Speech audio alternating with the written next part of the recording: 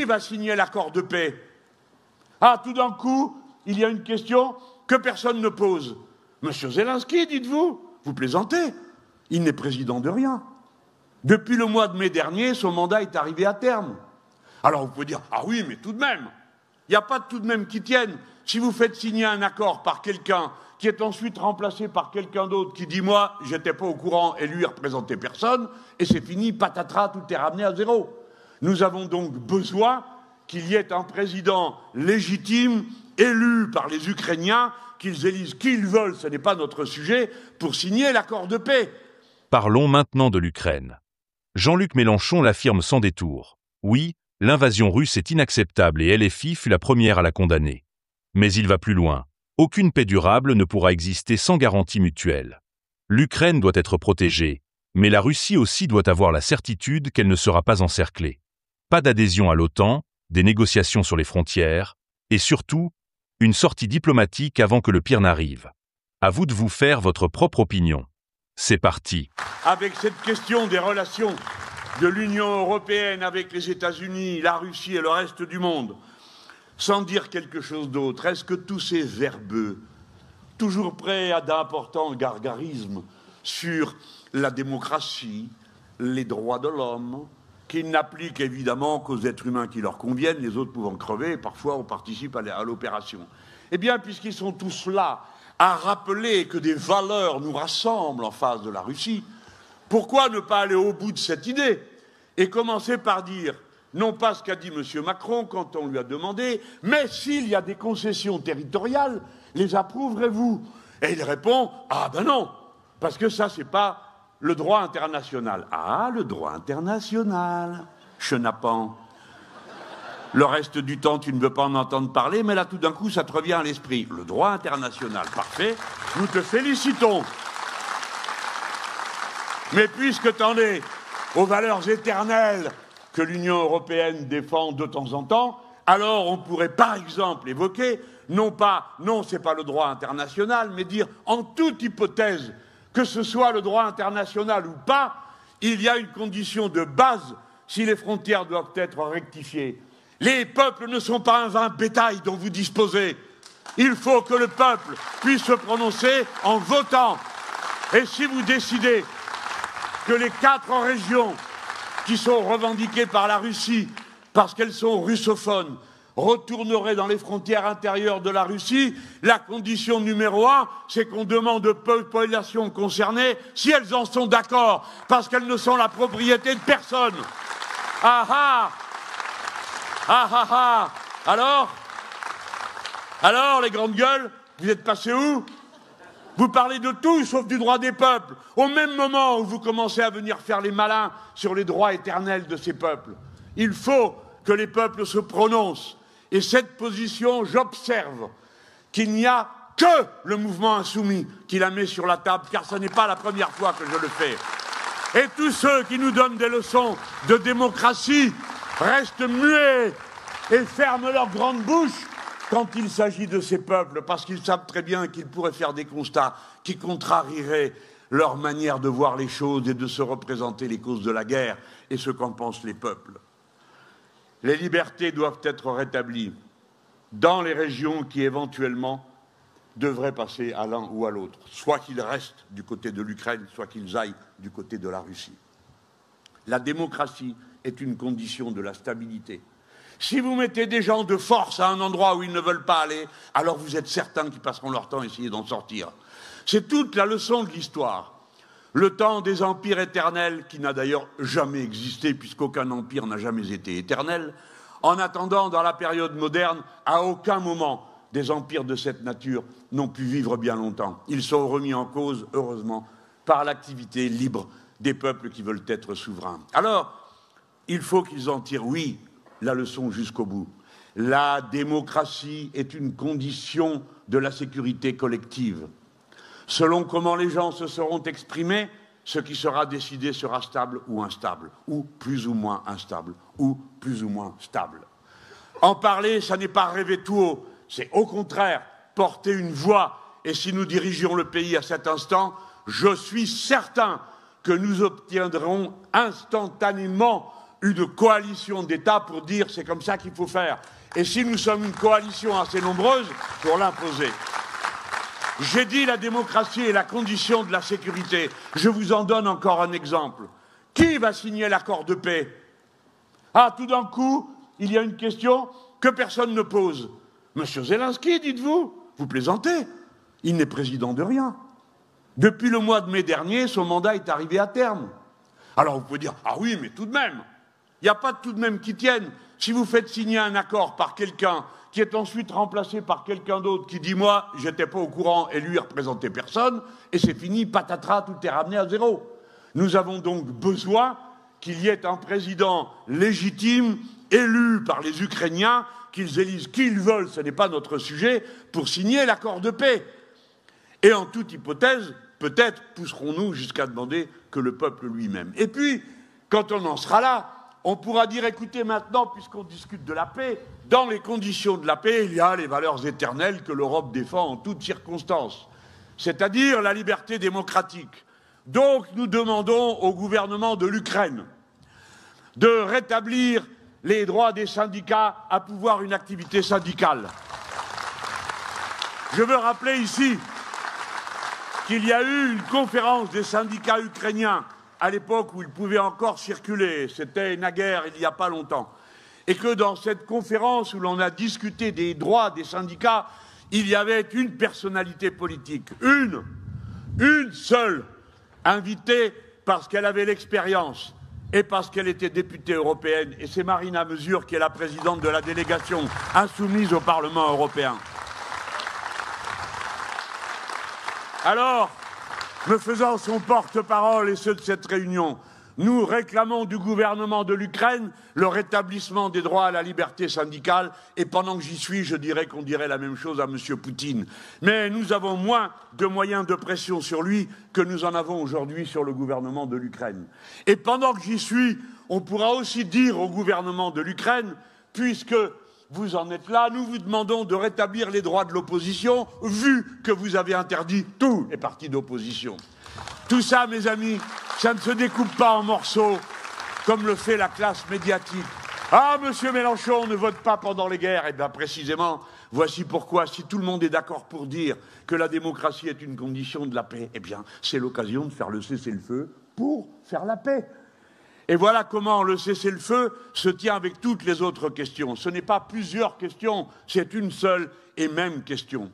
Et tous ceux qui n'acceptent pas de mettre ensemble toutes ces questions ne veulent pas la paix, ils mentent. Ils sont en train d'organiser la possibilité de rebond pour que ça continue et pour raconter cette fable, cette histoire à dormir debout, d'après laquelle la Russie se préparerait à venir confisquer la Tour Eiffel, peut-être même confisquer le Vatican, et qui sait encore quelle autre invention chimérique, ni démographiquement, ni du point de vue militaire, cela n'est possible. Tout le monde le sait, le 80% des dépenses d'armement du monde sont faites par l'OTAN. Le 80%, sur ces 80%, la moitié est le budget militaire des États-Unis d'Amérique, qui sont en guerre depuis le premier jour de leur histoire et qui entretiennent l'économie d'armement comme l'unique moyen qu'ils ont de faire tourner leur industrie, parce que pour le reste, il y a longtemps qu'ils sont battus par tout le monde sur la qualité des produits. Et croyez-moi, ça ne va pas s'arranger avec les droits de douane que M. Trump a inventés. Et surtout, les amis, n'allez pas secrètement vous rassurer en compagnie de vos amis sociaux-démocrates qui sont des spécialistes de ce genre de comportement. N'allez pas vous rassurer en disant « bon, encore 3 ans à tenir et ensuite revoilà les démocrates ». Parce que figurez-vous que les démocrates avaient exactement le même plan que celui qu'a déployé M. Trump, sans qu'il comptait le faire de manière plus élégante à la Kamala Harris ou à la Biden, qui sont les candidats habituels, comme d'autres du journal Libération et de quelques autres, parce que ceux-là sont des meurtriers fréquentables, des assommeurs fréquentables, tandis que l'autre ne l'est pas. Ce sont tous les mêmes. Pourquoi?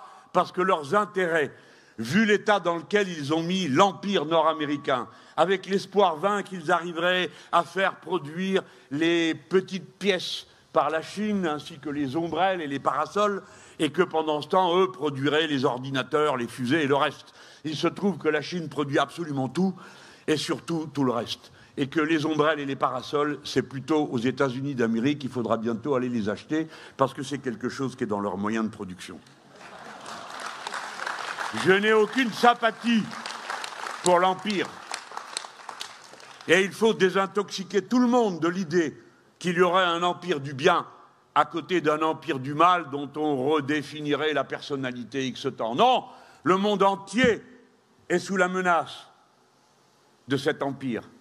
Et cet empire a mis fin à une période politique. C'est pourquoi je vous ai parlé de la fin d'un monde. Et je vous demande de réaliser la profondeur de ce qui vient de se passer.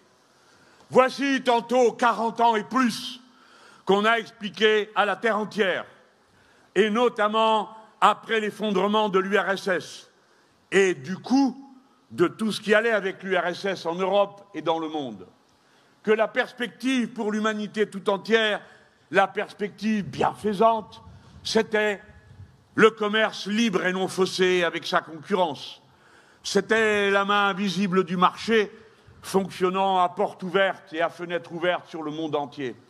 Et pendant 40 ans, contre les avis de l'Organisation internationale du travail, contre les syndicats dans tous les pays, contre les lois sociales dans tous les pays, nous avons assisté d'abord lentement, puis tout soudain, puis de plus en plus profondément à un recul de civilisation dont tous nous nous affligions, mais dont on nous disait « c'est provisoire, bientôt ça sera bien mieux qu'avant ». Il suffira de détruire les services publics qui sont des parasites et vous verrez la libre entreprise occuper la place ainsi dégagée et chacun prendre ses risques et faire baisser les prix. Cette comédie, ce baratin, a servi à cacher la surexploitation bestiale de peuples entiers à qui on a nié tous les droits et à qui, parfois, lorsqu'ils réclamaient des droits qui étaient dans leur propre loi, on faisait intervenir l'armée contre eux, l'armée de leur propre pays, pour faire cesser des grèves, pour faire cesser des manifestations où les gens ne demandaient rien d'autre que l'application du droit social de leur propre pays, mes amis et camarades.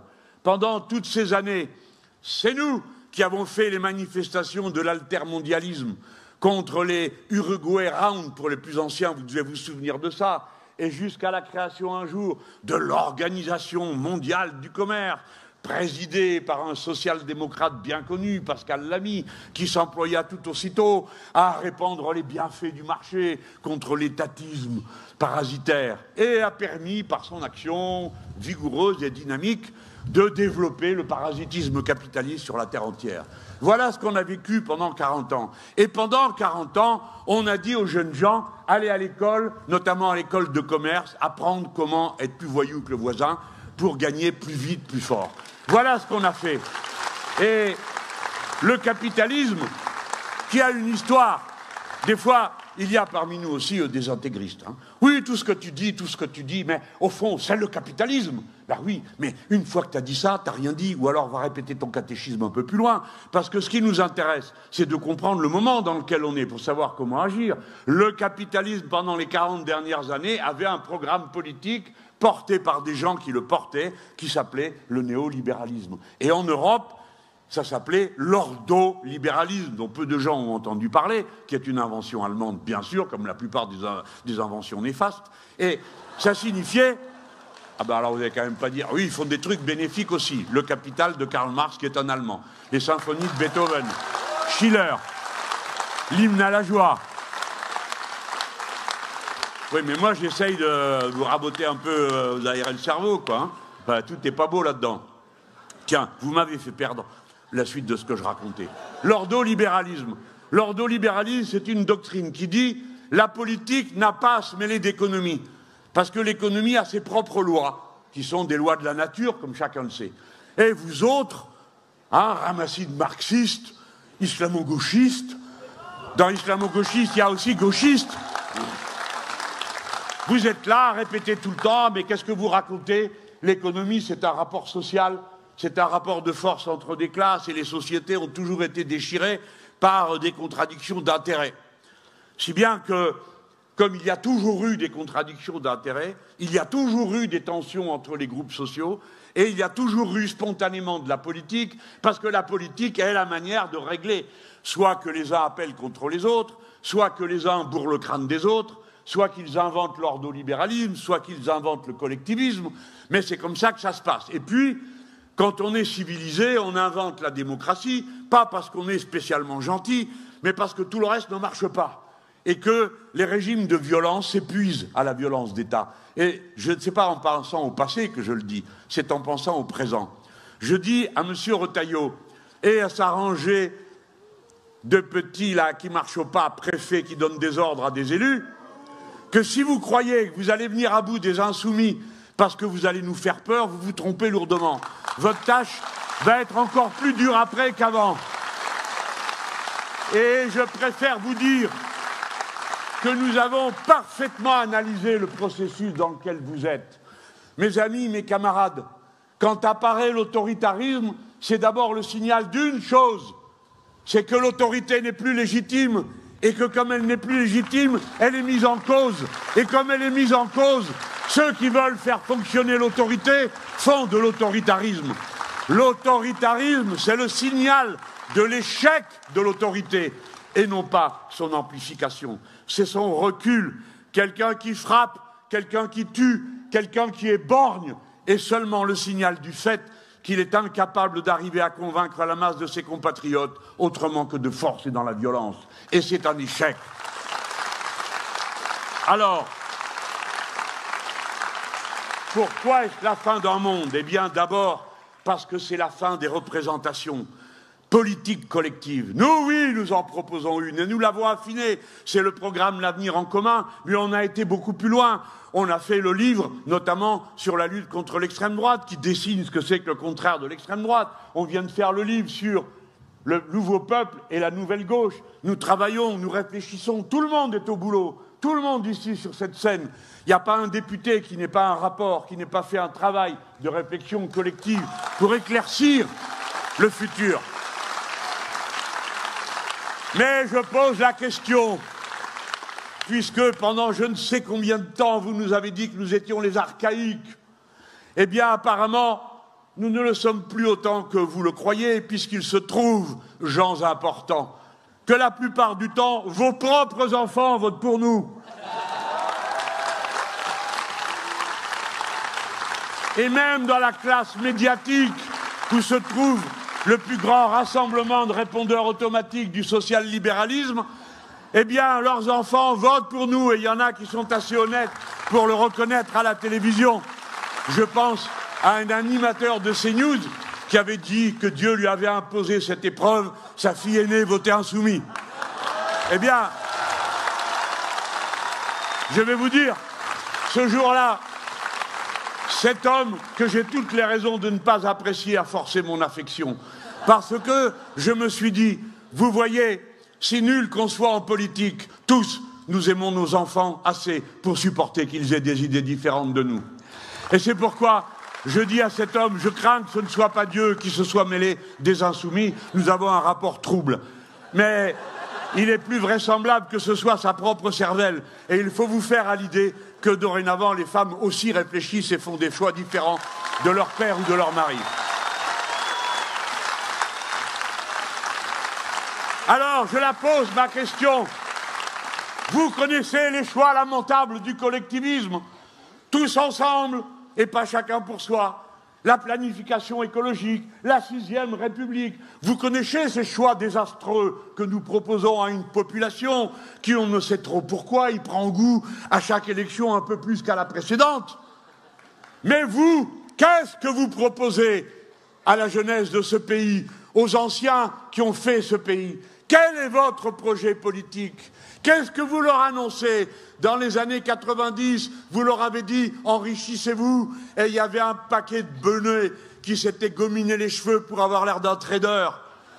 Où ils sont passés tout cela aujourd'hui? Où ils sont passés? Quel est le projet du libéralisme? Regardez la face confite du Premier ministre qui n'est, comme vous le savez, ni de gauche, puisqu'il est au centre, et qui vient dire quel est son projet centriste. Eh bien, le projet centriste, c'est payer la dette. Le projet centriste, c'est scrogneux, l'autorité doit être respectée. Non, la police ne tue pas. Non, il n'y a pas de racisme dans ce pays. Non, il n'y a pas de sexisme. À qui vous comptez faire croire ça? À personne. Et d'ailleurs, personne n'y croit. Et plus vite vous partirez, et mieux ce sera. C'est ce que le peuple français tout entier dit.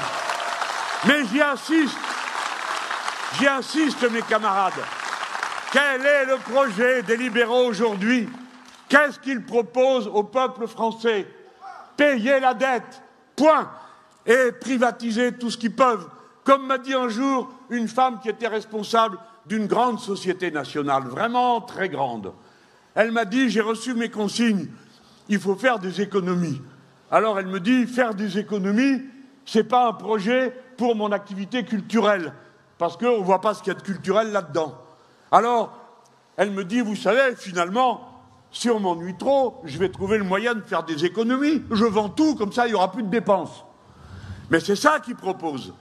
Vendez tout et il n'y aura plus de dépenses, et ensuite débrouillez-vous. C'est ça leur projet, mais ils ne sont pas capables de le dire. Et ils sont juste capables de faire croire que le problème du budget de l'État, c'est l'excès des dépenses, alors que nous savons tous que c'est la rareté des recettes, de l'argent qui n'est pas pris à ceux qui pourtant seraient en état de le faire. Eh bien, si nous, les collectivistes, nous avons appris les leçons de l'histoire, nous savons quel genre de choses il ne faut plus jamais faire, et pourquoi, en définitive, il n'y a pas de collectivisme efficace autrement qu'avec la volonté populaire démocratiquement exprimée dans le pluralisme et la contradiction. Nous avons tiré cette leçon définitivement de l'histoire. Plus aucun d'entre nous ne croit que le parti soit à lui tout seul la conscience du peuple vraiment.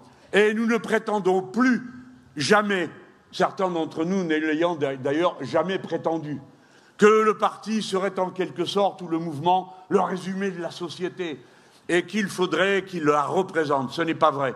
Un mouvement, un parti a un objectif et des méthodes qui se déduisent de ces objectifs. Ce qu'un parti doit créer en son sein, un mouvement doit créer en son sein, ce n'est pas comme dans la société. Dans la société, ce que la démocratie politique doit installer, c'est la controverse, le débat, la contradiction, qui permettent aux contradictions de la société de s'exprimer. Tandis qu'un mouvement ou un parti collectiviste, son objectif, c'est de créer entre ceux qui s'y trouvent du consentement, du consensus, pour en convaincre tous les autres et être un facteur d'unité dans le peuple. Je vous le dis tout net, tout clair, ce qui nous rend dégoûtants aux yeux de beaucoup de gens, tous ceux qui participent à la vie politique, c'est que beaucoup de gens ne comprennent pas pourquoi vraiment on s'engueule. Et ils se disent, s'ils le font, c'est juste pour se distinguer les uns des autres parce que la place est bonne.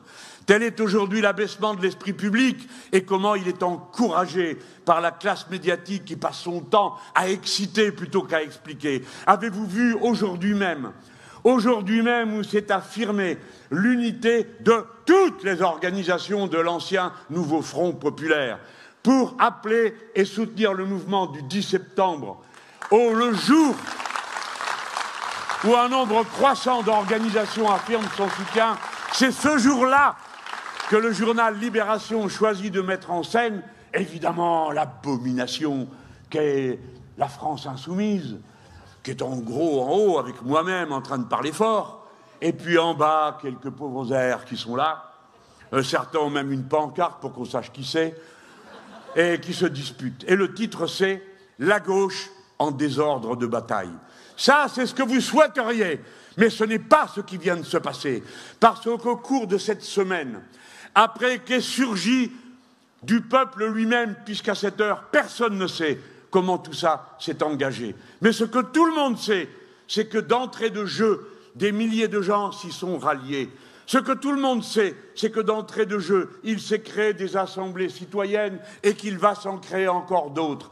Parce que la France est le lieu où s'est affirmé un nouvel acteur de l'histoire, un nouvel acteur social, un nouvel acteur politique qui s'appelle le peuple, qui n'est pas seulement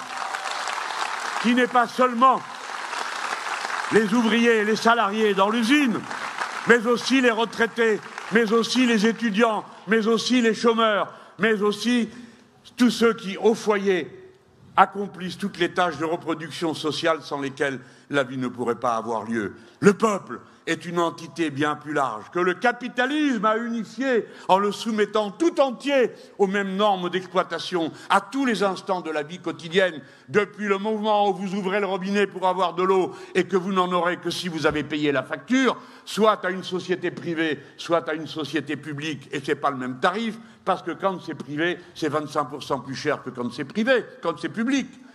Eh bien, le capitalisme a uni, et comme il a frappé dur et fort sur un peuple qui est un peuple travaillé dans la profondeur de l'histoire par l'idéal révolutionnaire d'une société égalitaire, qui en a fait sa devise nationale, qui souvent ne s'en montre pas très digne, il est bien vrai, mais qui, dans les heures du danger, du péril ou de l'hésitation, s'y réfère pour se souder et s'unifier. Quel Français, quelle Française dirait « Non, liberté, égalité, fraternité, ça n'est pas ma devise », à part M. Retailleau et ceux qui pensent que l'état de droit est un accessoire dans la vie de la démocratie. Car le pire est déjà là, dans cette logique de surenchère militaire. Chaque missile envoyé rapproche le monde d'une catastrophe sans retour. Mélenchon le rappelle avec une phrase glaçante. À la fin d'une guerre nucléaire, la civilisation humaine est terminée. Son message est clair. Il faut briser l'engrenage de la guerre et remettre la diplomatie au centre avant qu'il ne soit trop tard.